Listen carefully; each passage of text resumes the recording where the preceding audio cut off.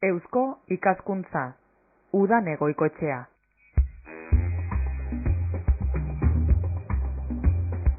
Urrian sartu gara. Bai, urria da. Ikasturtea hasi dugu, ezta? Ba, eusko ikaskuntzari jagokonez, bai. Esperantzaz gatoz eta gustura. Igazkoa atzean itxita eta aurrez aurre aurtengoa.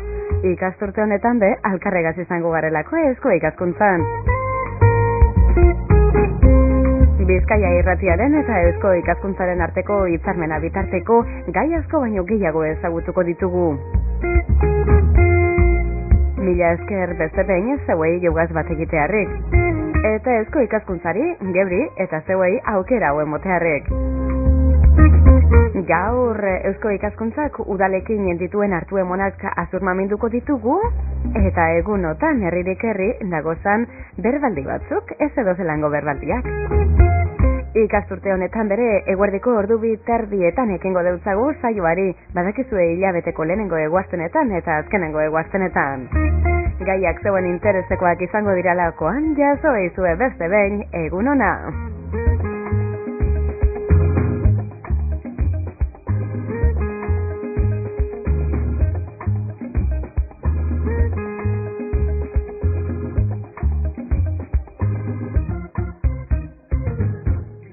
Badakizue eusko ikaskuntza herririk herri ibili ohi da. Gero eta herri gehiago hartzen ditu aintzat, eta oraingoan guk geuk plentzean ipini dugu begiradea. Eusko ikaskuntzara jo dugu horretarako, eta norroberik udalekin hartu emonetan dabilenik baino ez da. Gaurkoan eta beste behin gure gonbidatua Garazi López de Etxezarreta da. Ondo etorri, Garazi. Eskerrik asko. Zelan zagoz? Ondo, hainbestean. Beste ikasturte bateri ekiteko prest zagoze. Bai, alaxe da ekin diogu berriro urteari. Hori da. Bueno, guk geuke, esaten izan dugun moduan, Garazi, plentziara begiratuko dugu, eusko ikaskuntzak badaukalako plentziarekin hartu emonik, ezta? Bai, alaxe da. Dakizuen moduan, bestetan hitz egin izan dugun bezala, eusko ikaskuntzak Euskal Herriko hainbat eta hainbat udalekin elkarlana eta ekimenak sustatzen ditu. Eta plentziakoa izan da aurtengo uda partean, elkarlanean aritutako udal horietako bat.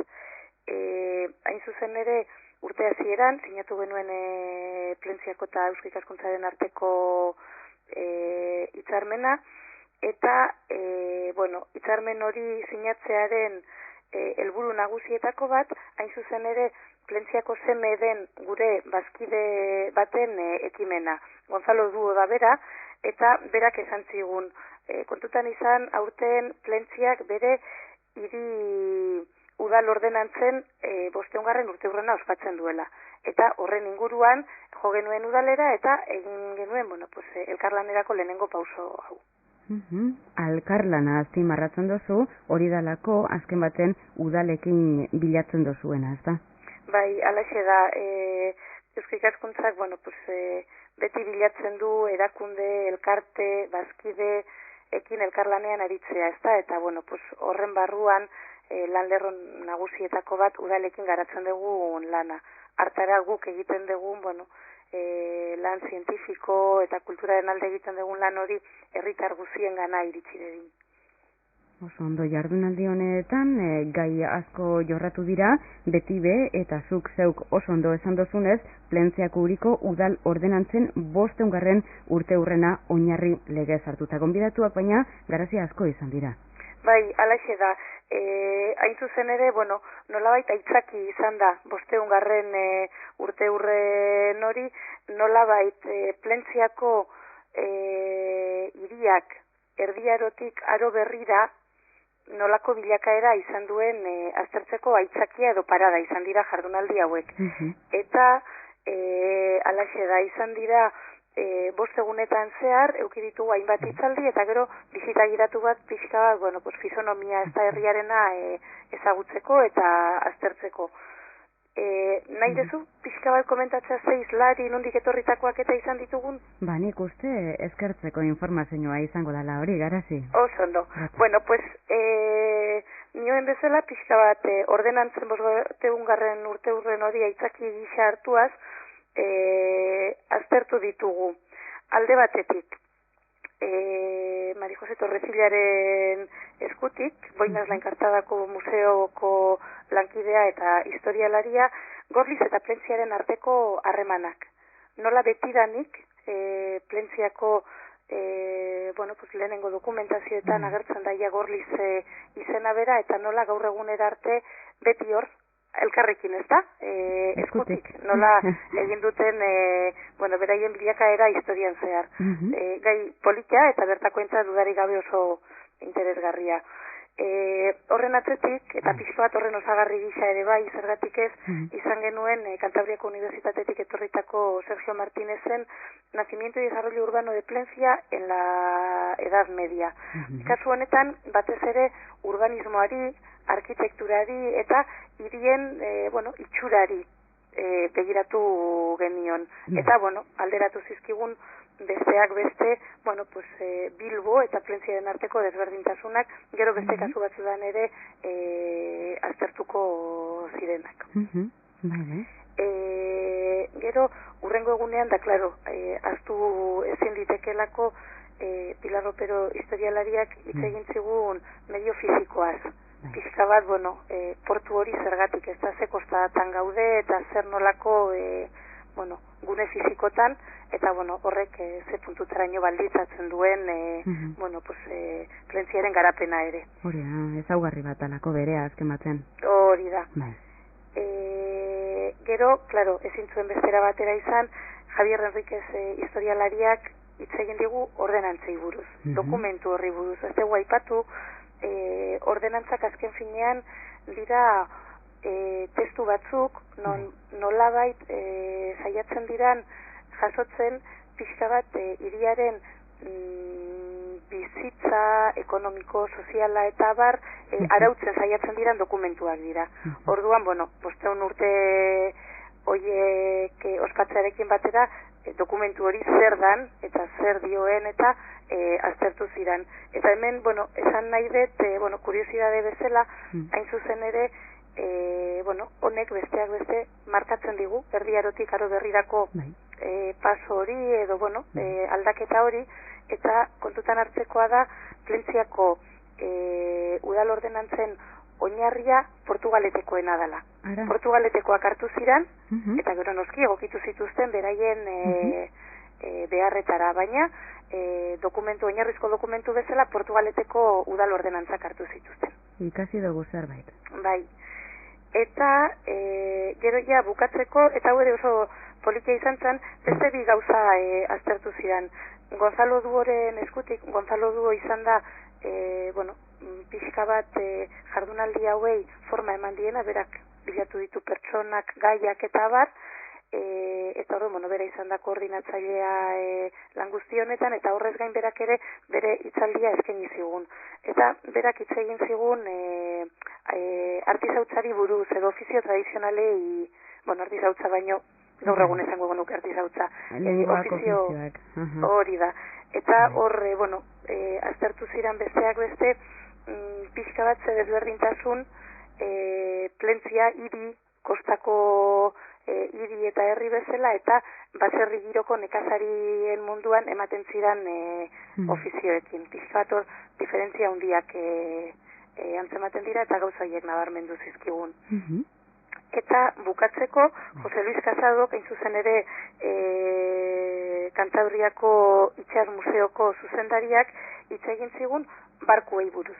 Tipologias navales edo zioen bere hitzaldiaren izenburuak, eta hitz egin zigun, alde batetik ikaragarri nabarmendu zuen zer nolako kalitatea izan dan Cantabriko guzian itxasontziak egiteko orduan, eta gero pixka bat baita ere, nola egiten ziren itxasontziak. Bai, hori guzti hori. Bai. Baina hemen azpimarratuko duguna da, geuk eta Eusko Ikaskuntzari esker, gonbidatu berezi bi izango ditugula, zeure ostetxuan. Joko, jolas, kirol herrikoiak eta tradizionalak aztertuko ditugu, batetik eta bestetik Euskal Herrian folklore eta etnografia ikerketa zer deritzezu garazi. Bueno, hoiek orain artekoak pasatakoak, ezta? Eta orain aldiz tratatuko dira, bueno, momentu hontan martxan jarriko ditugunak. Bueno, pues, hau ere oso interesgarria, gainera, bueno, nik uste dut Basauriko udalak esfortzu handi bat egingo duela bi ekimen hauek aurrera eraman ditezen, eta, bueno, hiriburuetatik aterata, ba, bueno, pues, bestelako herrietara ere joan behar dela, eta kasu honetan Basaurik hartu du iniziatiba hori, eta nik uste dut, bueno, interesgarria izango dela dudari gabe, bueno, folklorearen egoera, ez daudela kuestion edo gazteleraz esan ohi dugun hori pixka bat aztertzea, gaia zertan dan, eta, bueno, zer nolako perspektibak ditugun geroari begira, eta gero, kuriosoa izango da, bueno, pixka bat herri kirolen, da jolasen, da inguruko, bueno, pues, itzaldi horiek eta barrentzutea, eta, bueno, kuriosidade gisa esatea, ba, bueno, Euskal Hezkuntzako Japoiko bazkide bat datorkigula hain zuzen ere Euskal Herriko jolasei buruz hitz egitera. Hori toke, bueno, kurioso bezala. Bai, ondo dator hori jakitzea, beraz Eusko Ikaskuntza Euskal Herrian eta munduan zehar esango dugu garazi. Hori da, alaxe da, bai. Oso, ondo ba, Plentziako jardunaldiak eginda dagoz, eta eskertzen da, hori apur bat azur mamintzen laguntzea. Orain, Basaurira begira izango gara, eta jardunaldi bi horrek uinen bidez, zabalduko ditugu. Hauxe da, garazi ikasturteko lehenengo Eusko Ikaskuntza, eta ikasturte honetan alkarregaz gehiagotan izango garelakoan agurtuko zaitugu oraingoz. Bueno, pues eskerrik asko eta nik ere alaxe espero dut aurrerago berriro egoteko parada izatea. Alan bedi. Eskerrik asko. Zuri.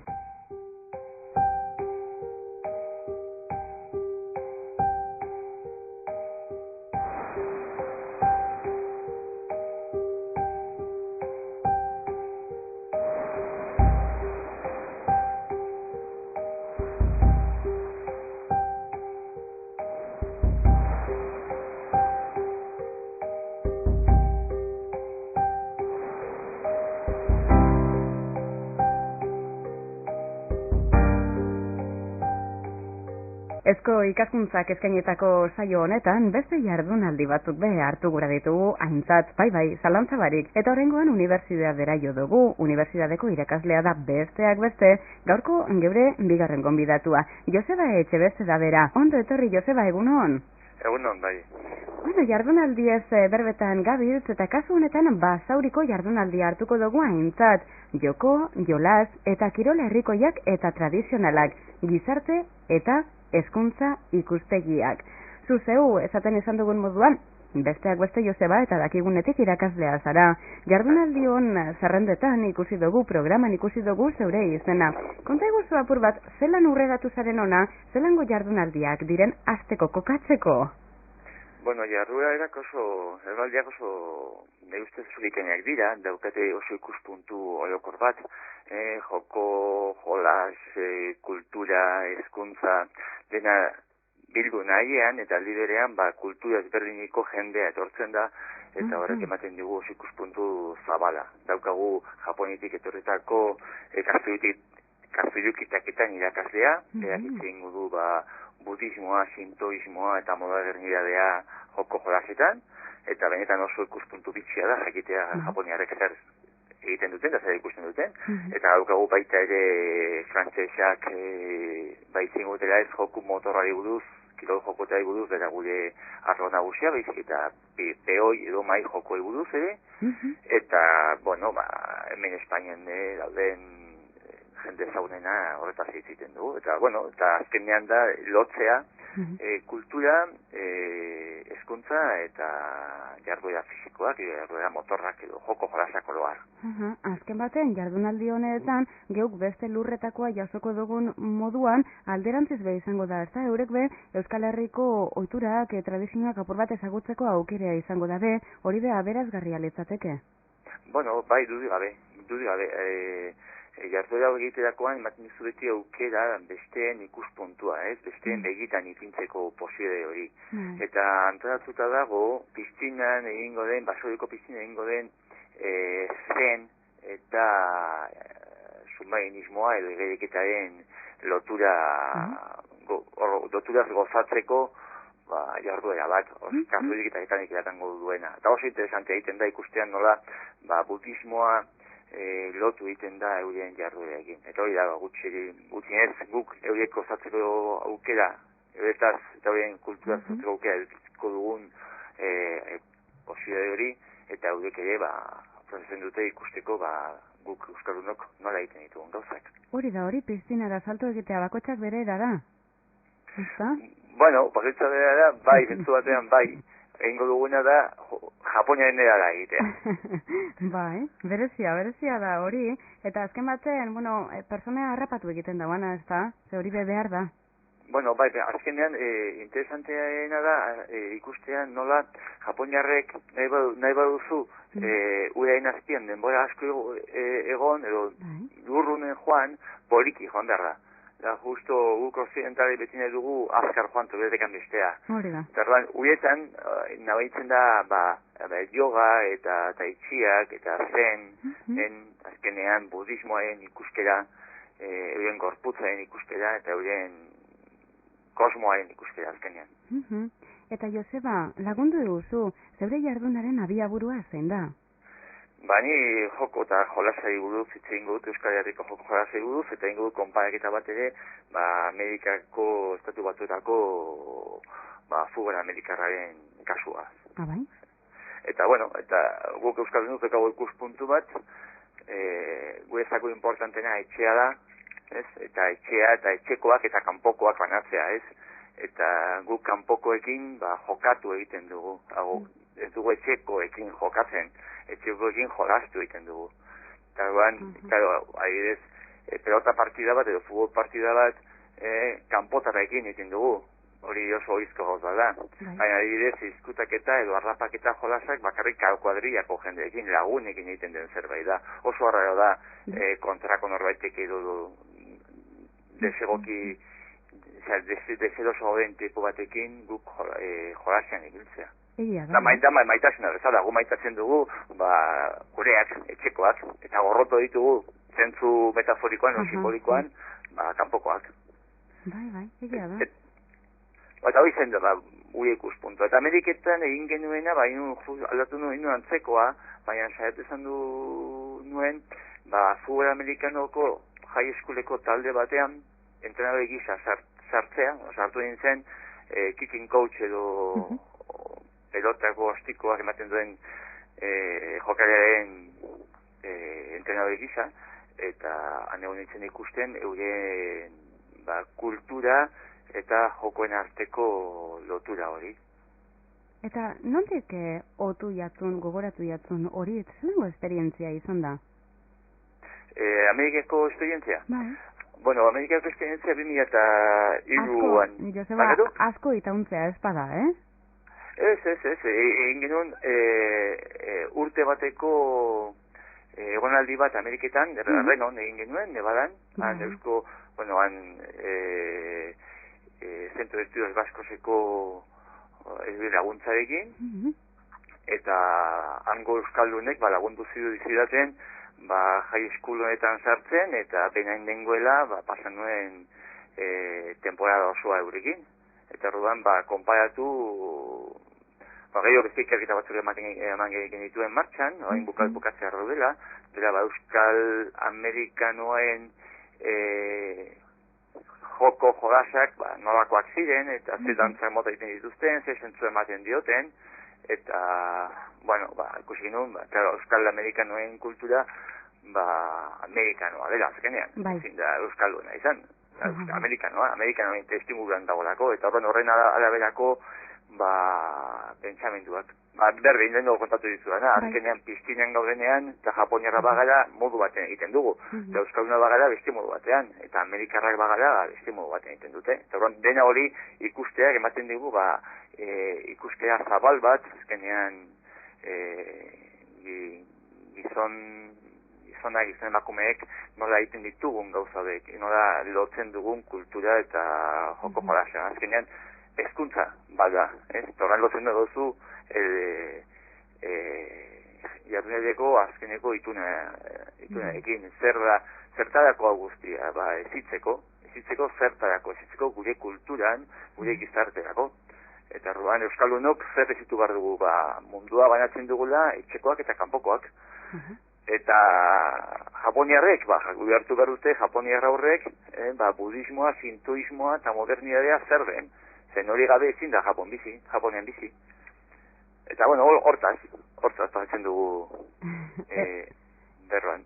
Esango zaunke beraz, ezinbestekoa da, ezta, azken batean jokoak, jolasa, kirol herrikoiak, geure lurretakoak eta ganerakoak, ulertzea, lekukoak, eta hau gizarte eta hezkuntzan txertatzea.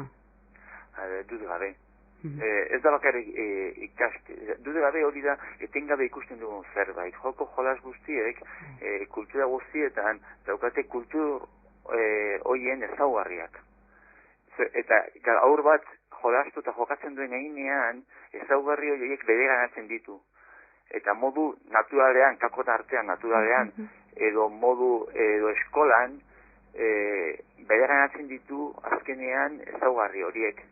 Eta horrela, aur euskaldun bat, heldu euskaldun bat bihurtzen da, eta aur japoniar bat, heldu japoniarra. Oso ondo. Hau eta gehiago jakin gura izan ezkero, berbaldian dago aukerea, eta segurutik Joseba Etxebeste gaur geure gonbidatua izango dugula urrengo baten bezeuaz bat egiteko aukerea, ezta? Nahi duzutenean. Oso ondo, eskerrik asko, alik ondoen jarraitu eta urte askotarako. Mila esker, zu ere.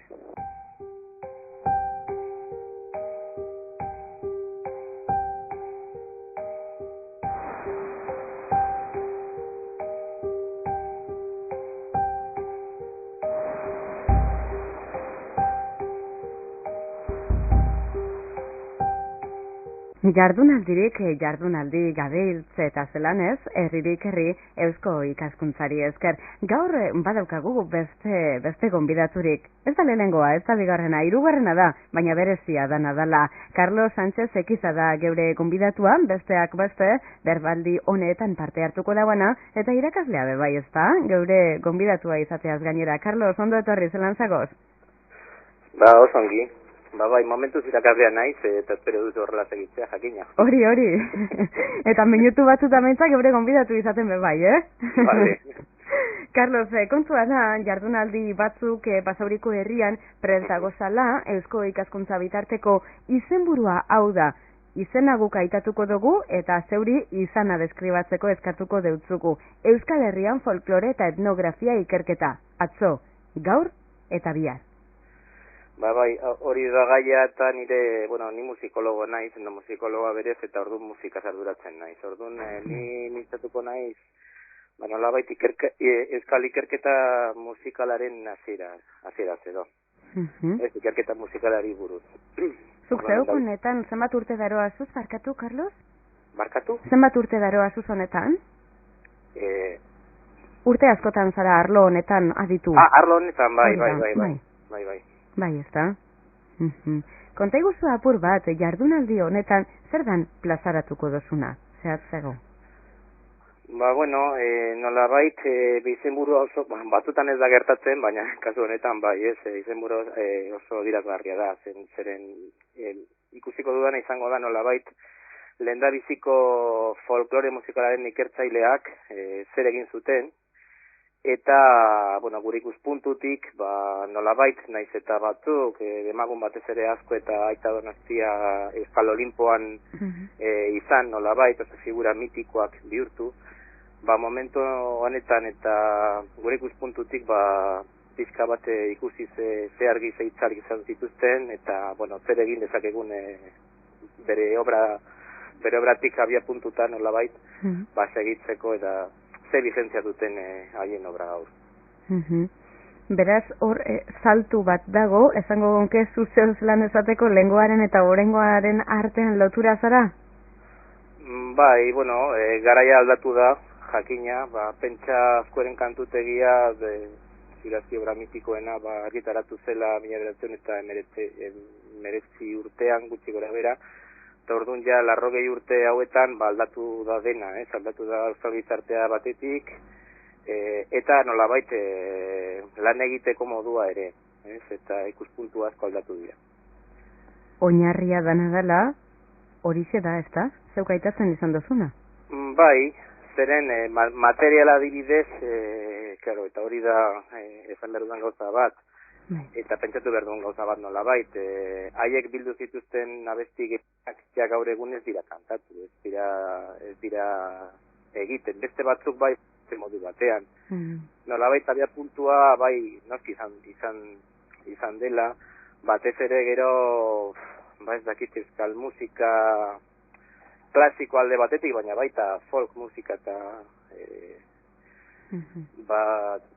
egiteko nolabait gaur egun, oinarria hori segitzen da izaten. Neurri batean, bai. Bai. Zu irakaslea zaren ezkero hori belaunaldiz zabaltzen dozu, transmititzen dozu. Bueno, transmititu kasu batzutan bai, beste kasu batzutan ez. Claro, dena ezin da transmititu. Hori oso interesgarria da, ez? Bai. Eta gauzak mantendu diren abestiak kominen artean, batzuk mantendu direnak oso aldatuta daude, eta ezin dira, ez da rekonozitu ere batzutan, kantutegietan, beste batzutan aldatu dira, erabat, beste batzutan nolabait, justo haien obra, azkoeren kantutegian agertuzkero, edo Aita Donostiaren kantutegian agertuzkero, aldatu dira, batez ere gertatu zen, izan zen nolabait, fijatu egin zirela nolabait. Esan nahi dut, normalean herri hotz hotz, kanta benetan herrikoiak direnak, pentsa, adibide polit bat izan daiteke gaur egun nola kantatzen den Agurtzi Berua, Demagun Zuberoan, eta nola kantatzen dugun gaur, edo nola txistulari talde batek jotzen duen gaur. Ulertzen haien Zuberoan esaten dute, kantari zaiena denek kantatzeko, elkarrekin kantatzeko Agur Zuberoa dela, herrikoiena izateagatik. Bakoitza kantatzen du bere moduan. Ordun, fijatzen bada, partitura batean, joera da, horrela segitzeko. Ordun bai, azten dira nolabait immobilizazioa. Baina, claro, gaur egun gertatzen dena, eta justo egun hauetan ateratzen ari da Kepa Junkera eta bere azken proiektuarekin, eta bide politi izan daiteke. Hala ere gaur egun nolabait baloratzen dena ez da beti bezalako gauzak egitea, baizik eta nolabait zerbait berri sartzea eta beste modu batean kantatzea. Kuriosidadez, Carlos, zein da zure kantarik gogokoena? Ez dakit, ez dut kantaren kanta gogokoenik ez. Bat bez? Bain oso klasikoa naizela tranquil neue bai. Du, baina izango da Salvadoren Heriotza ziurazki. Ados nago. Eta bitu hori ez da abesti herrikoi bat zentzu horretan, egilea du, egile ezagun eta baina oso herrikoia da. Bai, ez ote bat. Eta tradiziozko funtsa du, nahiz eta ez izan. Bai, ados nago. Bueno, Carlos, denporeak ez dugu barkatzen, Euskal Herrian folklore eta etnografia ikerketa atzo gaur eta bihar jardunaldian zuzeu egongo zara, beste gonbidatu batzuk be egongo dira, zeuretzako ze suposatzen dau jardunaldi honek, Eusko ikaskuntzak antolatzeak zer dinotzu, behar da holangorik? Bai, jakina. Noiz denka berrikusi behar da zer gertatzen den, zer egiten ari garen, eta hori oso importantea da zeren justo helburua jardunaldi honetan hori izango da. Batez ere metodologia nola egiten ditugun ikerketak, ze moduz, ze irizpideak egiten ditugun, eta horretarako normalean oso aukera gutxi daude. Beraz oso iruditzen zaite gai hori lantzea, bai. Gustura egon gara zeurekin berbetan, Carlos, ohorea da zeuen moduko gonbidatuak Eusko Ikaskuntzaren bidez hementxe aukitzea, Carlos Sánchez Ekiza, mila esker, eta laster arte esango dutzu, zenik uste zure gaiak badaukala nondik ibili, eta hartu beharko geukela bitarte bat luze eta zabalago ibilteko. Esker milezu, Eta begira, kantu negaz amaituko dugu zeuretzako, bai? Agur.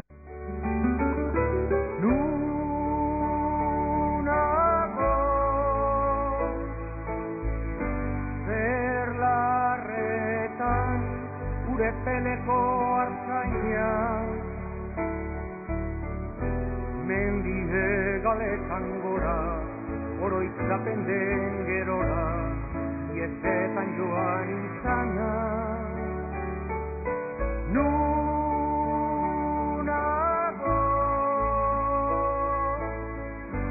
erlarretan